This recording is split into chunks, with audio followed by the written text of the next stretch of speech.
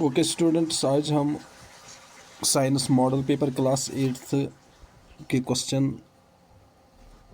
करेंगे। इसमें 4 section A B C D, जिसमें multiple choice questions, short answer, very short answer questions और long answer question होंगे। हम सेक्शन ए की तरफ जाएंगे और पहले हम मल्टीपल चॉइस क्वेश्चंस करेंगे। इसमें जो पहला क्वेश्चन है, if O is microorganism which lives in water and reproduces by biting, identify the organism O from the microorganisms given below। तो इसका आंसर आएगा कोरल, सी आंसर है इसका correct answer. Question 2, the number of images formed by two adjacent plane mirrors depends on the angle between the mirrors as shown in the figure।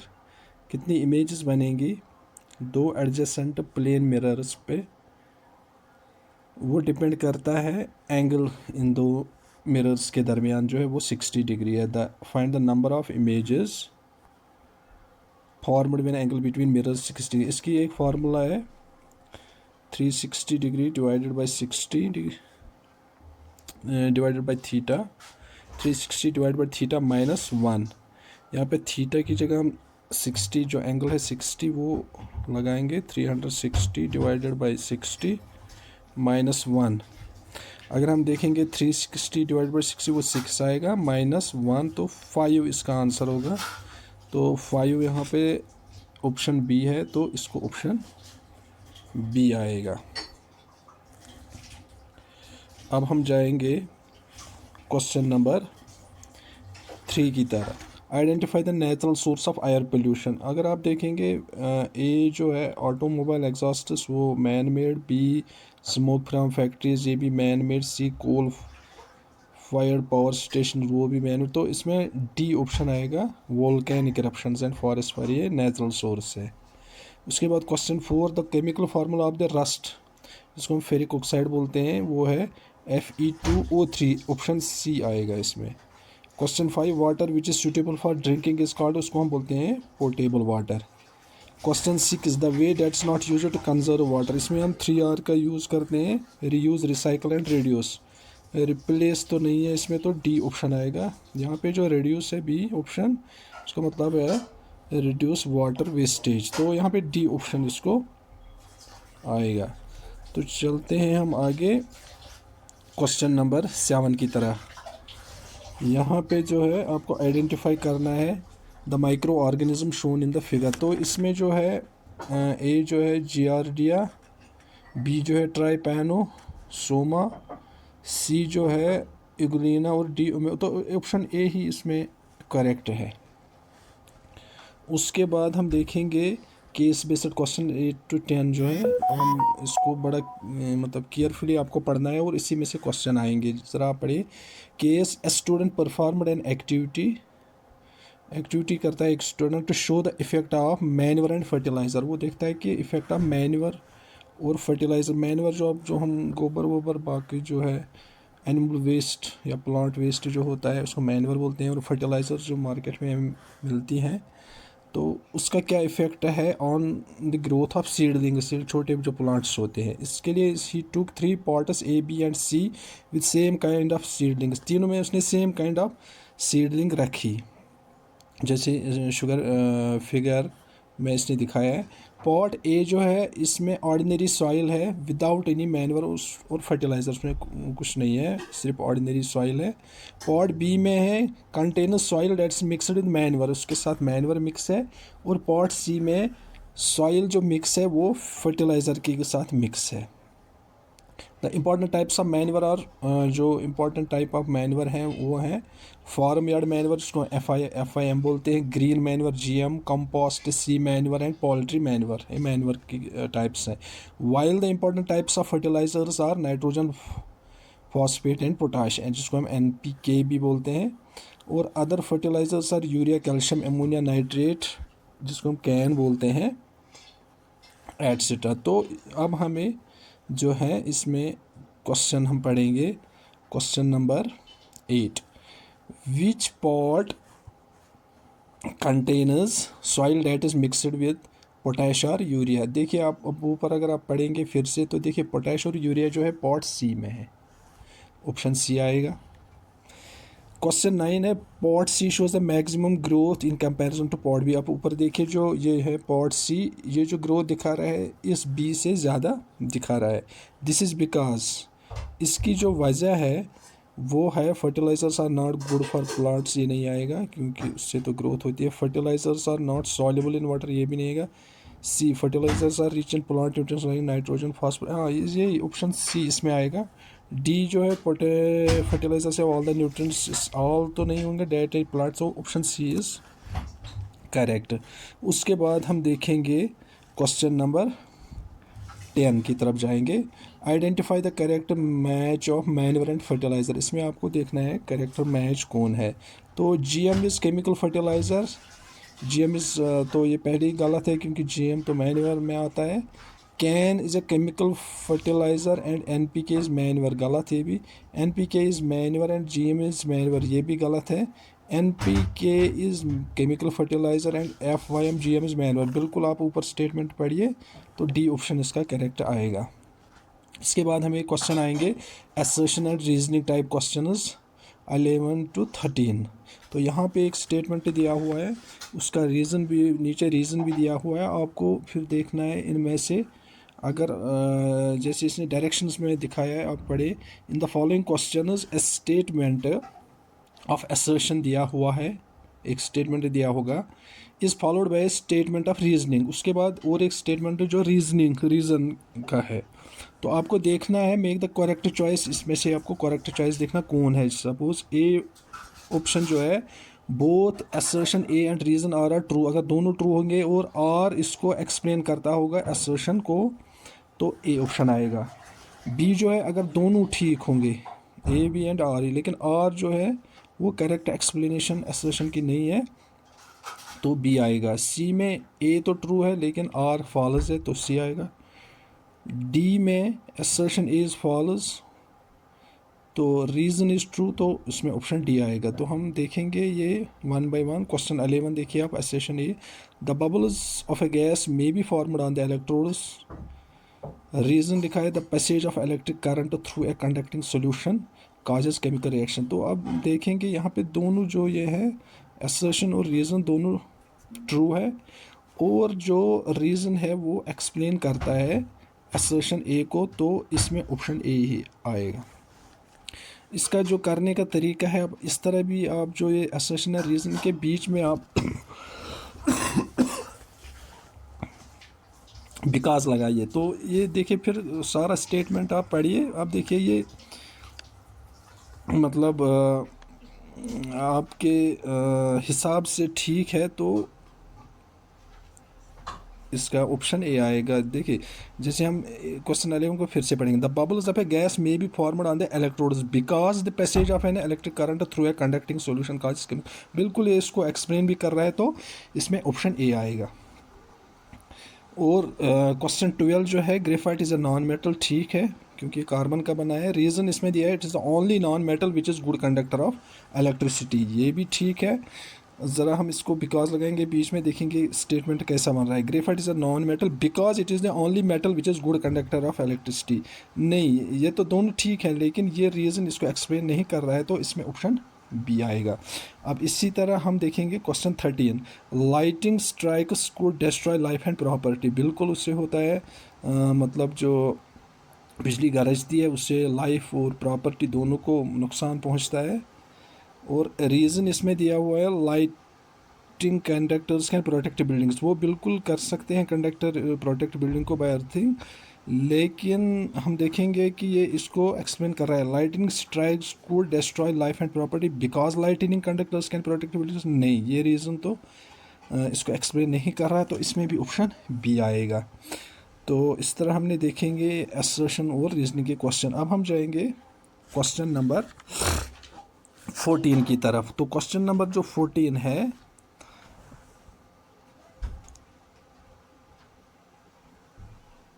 वो very short type question answer होंगे।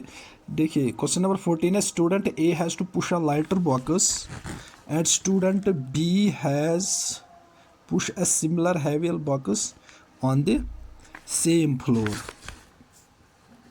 ठीक, who will have to apply a larger force and why? आप में से यहाँ देखना है कि जो स्टूडेंट ए और बी है दोनों जो पुश करते हैं ना, एक मतलब लाइटर बॉक्स को पुश करता है और एक हैवियर बॉक्स को, तो आपको यहाँ पे बोलना है कि इन दोनों में से किसको ज़्यादा फोर्स लगाना और क्यों। देखिए यहाँ पे जो स्टूडेंट बी है वो एक हैवियर बॉक्स को पुश कर रहा है, तो क्या होता है कि जो हैवी ऑब्जेक्ट या बॉक्स होता है इसको हमें प्रेस करना होता है, मतलब ये जो हैवी होता है ये मतलब ग्राउंड पे है या फ्लोर पे है, तो ये ज़्यादा फोर्स नीचे की तरफ करेगा या इसका वेट ज़्यादा होगा। तो उससे क्या होगा, जो ये इन कांटेक्ट जो दो सरफेसें होंगी जो फ्लोर और मतलब इस हैवी बॉक्स का होगा, तो इनमें इंटरलॉकिंग जो होगी ज़्यादा होगी, ठीक, और इससे फ्रिक्शन भी ज़्यादा होगी। तो जब फ्रिक्शन ज़्यादा होगी तो इस हैवियर बॉक्स में हमें ज़्यादा पुश करना होगा तो या फोर्स लगाना होगा, तो स्टूडेंट बी को ज़्यादा फोर्स लगाना होगा। तो ये होगा क्वेश्चन 14। उसके बाद question 15, why do new automobile tyres have deep grooves. अगर आप देखेंगे जो मोबाइल मतलब ये ऑटोमोबाइल्स नए होते हैं और उनके जो हम टायर देखते हैं उनमें जो वो होते हैं ग्रूव्स होते हैं, वो कट जो लगे हुए होते हैं तो वो डीप होते हैं। तो क्यों? देखिए इसका जो वजह है, इससे जो फ्रिक्शन है इंक्रीज़ होती है, ठीक, क्योंकि रफ सरफेस है। उससे क्या होता है, जो व्हीकल होती है ना वो एक फर्म ग्रिप रोड पे बनाती है और उससे स्लिप जो होती है वो कम होती है, ठीक है। तो इसका आंसर ये आएगा 15। Question 16, give two differences between a zygote and a foetus. Zygote और फीटस के दरमियान आपको दो डिफरेंस बोलने। तो पहली बात है, जो जाइगोट होता है ये made up of single cell होता है, ठीक, और जो फीटस होता है वो मल्टीसेल्यूलर होता है, ठीक। और दूसरा है जो जाइगोट होता है ये फॉर्म होता है by the fertilisation of sperm and ovum, और जो फीटस होता है is formed by the repeated division of, जब जाइगोट का रिपीटेड डिवीजन होता है तो इसको हम फीटस बोलते हैं। तो ये थी दो डिफरेंसेस क्वेश्चन नंबर 16। अब उसके बाद question number 17, keeping in view the figure 1 what will be the angle of incidence when the sum of angle of incidence and reflection is 100। तो ये ईजी है क्योंकि हमें लॉज ऑफ रिफ्लेक्शन में पता है कि जो एंगल ऑफ इंसिडेंस ये हमेशा एंगल ऑफ रिफ्लेक्शन के बराबर होता है। तो टोटल सम दिया हुआ है 100, तो दोनों चूँकि बराबर है तो डिवाइडेड बाय 2, तो 250 100, तो 50 एक दोनों 50 आएंगे, तो angle of incidence will be 50 degree. उसके बाद question number 18, what are various characteristics of image formed by a plane mirror. जो प्लेन मिरर इमेज फॉर्म करता है तो उसके कैरेक्टरिस्टिक्स क्या है, तो उसके 2 4 5 कैरेक्टरिस्टिक्स हैं। पहला कैरेक्टरिस्टिक, इमेज जो फॉर्म होगी वो वर्चुअल होगी। वर्चुअल मीन्स डैट जो स्क्रीन पे फॉर्म नहीं होती है। दूसरा जो होगा, इमेज जो होगा लेटरली इन्वर्टेड होगी। लेटरली जो राइट लेफ्ट दिखेगा, लेफ्ट राइट दिखेगा, है ना। उसके बाद जो तीसरा इसमें आएगा, ऑब्जेक्ट साइज़ और इमेज साइज़ वो सेम होगा। चौथा जो है, इमेज विल बी इरेक्ट, ठीक है। और फिफ्थ जो होगा मतलब ऑब्जेक्ट डिस्टेंस और इमेज डिस्टेंस, मतलब जो मिरर से डिस्टेंस हो गई ऑब्जेक्ट की और इमेज की डिस्टेंस वो सेम होगी। तो ये कैरेक्टरिस्टिक्स ऑफ प्लेन मिरर थे। उसके बाद question 19, what happens when dilute sulphuric acid is poured on copper plate. जब हम डाइल्यूट सल्फ्यूरिक एसिड को कॉपर प्लेट पे डालते हैं तो इसमें नो रिएक्शन होगी, कोई रिएक्शन होगी, क्योंकि अगर हम आपको रिएक्टिविटी सीरीज़ आपने पढ़ी हो क्या नहीं पढ़ी, आप देखिए वो उसमें जो कॉपर है वो हाइड्रोजन के नीचे आता है, तो इसलिए वो रिएक्शन नहीं करेगा। उसके बाद दूसरा पार्ट है, iron nails are placed in copper sulphate solution. बिल्कुल यहाँ पे ये रिएक्ट करेंगे, जो आयरन है वो कॉपर की जगह लेगा और जो रिएक्शन होगी वो होगी ऐसे, CuSO4 copper sulphate plus Fe iron gives, यहाँ ऊपर कॉपर की जगह क्योंकि ये रिएक्टिविटी सीरीज़ में इसके ऊपर है आयरन, तो इसको रिप्लेस करेगा and it will be FeSO4 plus copper. यहाँ पे जो इस सोल्यूशन का कलर था वो ब्लू था, अब जो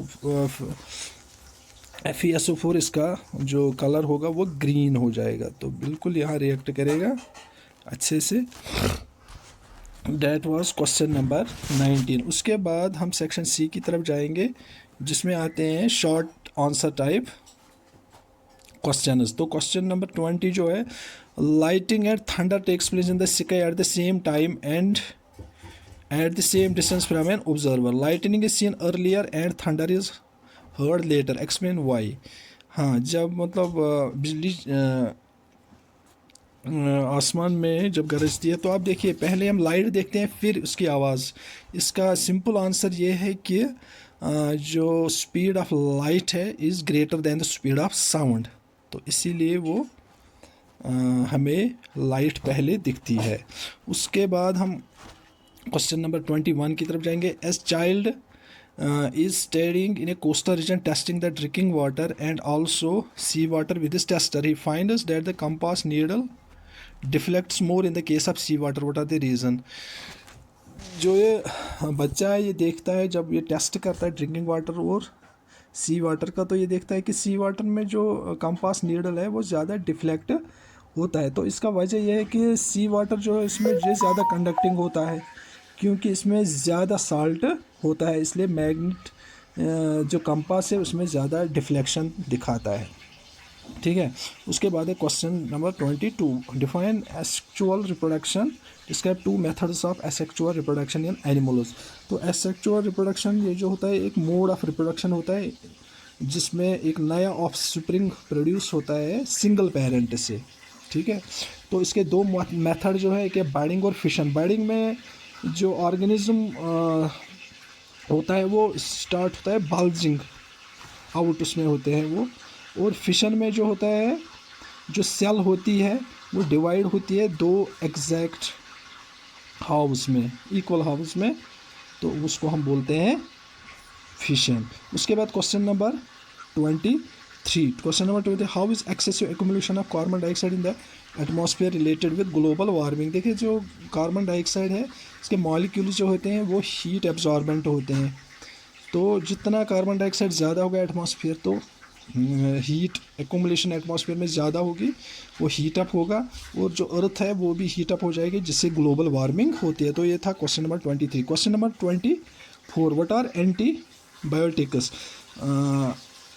what precautions must be taken while taking it. देखिए एंटीबायोटिक्स जो होता है एक किस्म का ड्रग होता है डिराइव्ड फ्रॉम लिविंग मैटर और माइक्रो ऑर्गेनिजम्स, तो फिर इसको इस्तेमाल किया जाता है टू किल और prevent the growth of other organism से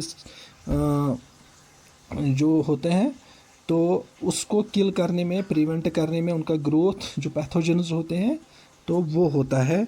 तो ये था क्वेश्चन नंबर 24। और इसका जो बी पार्ट है, हमें कौन से प्रिकॉशंस लेने पड़ेंगे जब हम एंटीबायोटिक्स लें, इसका जो आंसर है वो ये है कि antibiotics should be only taken under the guidance of जो स्किल्ड डॉक्टर होता है, फिजिशियन होता है, उसकी गाइडेंस में लेनी चाहिए। और course should be finished according to doctor's instructions, जो डॉक्टर ने इंस्ट्रक्शन देगा उसी हिसाब से कोर्स फिनिश करना है।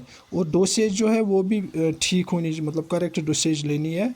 और फोर्थ जो है शुड नॉट बी, जो मतलब ये एंटीबायोटिक्स से अननेसेसरी हम इनका इस्तेमाल नहीं करना चाहिए, क्योंकि इससे क्या होता है कि आपको पता होगा कि हमारे में यूज़फुल बैक्टीरिया भी होते हैं और हार्मफुल भी, तो उससे अगर ज़्यादा हम अननेसेसरी लेंगे तो उससे यूज़फुल बैक्टीरिया जो है वो भी मारे जाएंगे। ठीक है, तो ये था क्वेश्चन नंबर 24। अब हम जाएंगे लास्ट सेक्शन की तरफ जो है लॉन्ग आंसर टाइप क्वेश्चंस। तो इसमें आप देखिए जो पहला क्वेश्चन है, make sketch of animal cell and plant cell. तो यहाँ आपको एक स्केच बनाना है दोनों का, तो वो लंबा हो जाएगा अगर मैं यहाँ एक्सप्लेन करूँगा, तो आपने वो किया होगा तो वो बनाने, फिर उनके मतलब 2 डिफरेंसेस बिटवीन देम क्या है। तो जो 2 डिफरेंसेस ये है कि अगर आप देखेंगे जो एनिमल सेल है उसमें सेल वाल नहीं होता है, ठीक है, तो प्लांट सेल में होता है। दूसरी डिफरेंस है एनिमल सेल में क्लोरोप्लास्ट नहीं होता है लेकिन प्लांट सेल में होता है। तो इस तरह हम ये दो डिफरेंसेस लिखेंगे यहाँ पे। उसके बाद है, अगर आप देखेंगे कि cells are the basic structural units of living organism explain, तो ये एक्सप्लेन आपको करने, देखिए आपको पता है कि जो सेल्स आ रहे हैं ये स्ट्रक्चरल यूनिट्स क्यों है, क्योंकि as the form the structure of the organism, तो यही बनाते हैं। जो ये सेल्स होते हैं कंबाइन करते हैं, उस पर टिश्यू बनते हैं, टिश्यू से ऑर्गन, और वो ऑर्गेनिज्म है ना, पूरा ऑर्गेनिज्म। तो इसलिए हम कह सकते हैं कि जो सेल है ये basic structural unit living organs, तो थोड़ा एक्सप्लेन करना है। उसके बाद हम क्वेश्चन 26 की तरफ जाएंगे, जहाँ पे आपको देखिए इंटरनल चॉइस है। तो इसके बाद आप क्वेश्चन नंबर 26 की तरफ हम जाएंगे।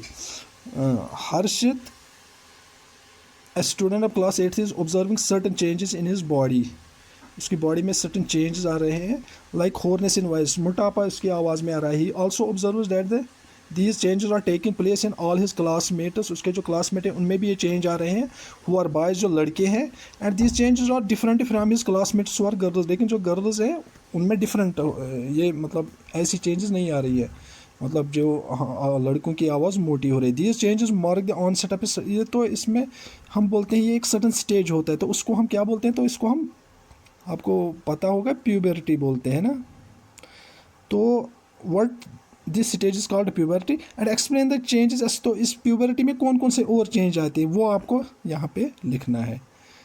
और इसका और एक बार मतलब क्वेश्चन है, Duhan observes his grandmother scolding his aunt every day for giving birth to 3 baby girls instead of a boy, जो दुहान है वो देखता है कि उसकी जो ग्रैंड मदर है वो डांटती है अपनी आंट को हर दिन, क्यों, क्योंकि उसने 3 बेबी गर्ल्स को जन्म दिया है। Duhan immediately stood up, Duhan उठता है, and told his grandmother, अपनी ग्रैंड मदर को बोलता है, that giving birth to a boy और a girl is not in our hands, ये उसके हाथ में नहीं है, and there is scientific mechanism behind it, इसके पीछे एक साइनस इसके पीछे है।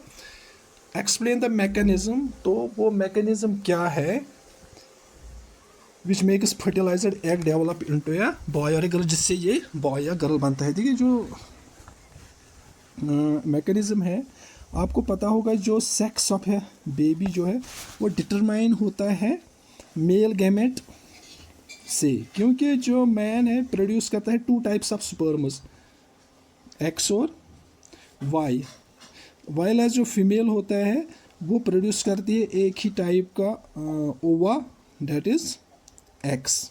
ठीक, नाउ अगर एक्स स्पर्म जो होती है with x chromosome fuses with egg, ठीक है, तो एक फीमेल बेबी पैदा होगी। लेकिन अगर एक्स एंड वाई फ्यूज होंगे तो एक